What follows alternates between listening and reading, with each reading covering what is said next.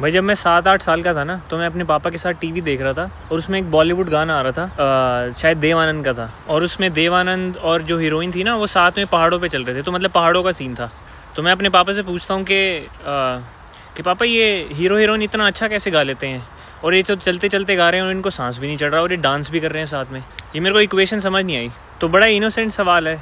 बच्चे को लग रहा है कि ये जो डांस हो रहा है और ये जो गाना गाया जा रहा है, ये सब रियलिटी है एक तरीके से, ये खुद ही गा रहे हैं हीरो हीरोइन, इनकी आवाज़ है ये। लेकिन भाई पापा का जवाब सुन के ना मेरा दिमाग हिल गया। मेरी जो इनोसेंस थी ना, ये सारी वो वायोलेट होगी, मेरी रियलिटी कोलैप्स कर गई। मतलब मेरे को ऐसा महसूस हुआ, क्योंकि पापा ने मुझे बताया कि भाई ये लिप सिंक कर रहे हैं, ये गाना पहले ही बन चुका है, ये बस अपने होठ हिला रहे हैं, और ये जो डांस भी है ये भी कोरियोग्राफ्ड है, ये पहले से प्रैक्टिस करके सीख के अब यहाँ पे बस कर रहे हैं उसको। और फिर अगले दिन जाके भाई मैंने ये बात सारे स्कूल में बताई, जितने भी दोस्त थे, पर किसी ने रत्ती भर का इंटरेस्ट नहीं लिया उसमें। मैं कहा भाई, और मैं ऐसे बता रहा हूँ जैसे मैं इनको रियलिटी के और पास ले जाऊँगा, लेकिन एक इंसान ने इंटरेस्ट नहीं लिया उसमें। एनीवेज, पर मैं ये तुम्हें क्यों बता रहा हूँ, ये मुझे क्यों याद आया, कल मैंने एक स्कॉट एडम्स की ना एक बड़ी बैंगर कोट पढ़ी, और ये बड़ी इस सिचुएशन से मेरी फिट होती है, इसने मेरे को याद दिलाया। और कोट ये है कि being absolutely right and being spectacularly wrong feels exactly the same.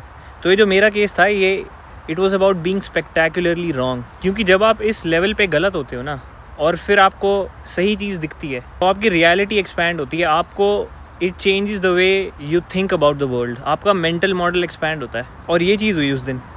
और ऑन दी अदर हैंड, जब आप बिल्कुल सही होते हो किसी चीज़ के बारे में, इसका मतलब आप बड़े ही डिटेल लेवल पे आपकी प्रेडिक्शन सही हुई हैं, वहाँ पे आपके अपने मेंटल मॉडल के लिए श्योरिटी और बढ़ती है।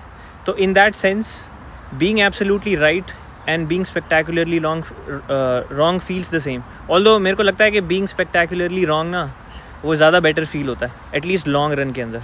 But anyways, I still give it to Scott Adams, banger quote भाई। तो इस किस्से के बाद ना मैं बहुत सारी चीज़ों में ये देखने लग गया यार, जो मेरे को लगता है कहीं ऐसा तो नहीं वो गलत है, कुछ ऐसा हो रहा हो जो मैं इमेजिन नहीं कर सकता। एटलीस्ट मेरा दिमाग इस चीज़ के लिए ओपन अप हो गया। बट एटलीस्ट तुम बताना, तुम्हारे जीवन में कौन से ऐसे किस्से रहे हैं जहाँ पे तुम्हें लगता है कि तुम्हारा बाउंड्रीज एक्सपैंड हुई हैं सोचने की, बताना।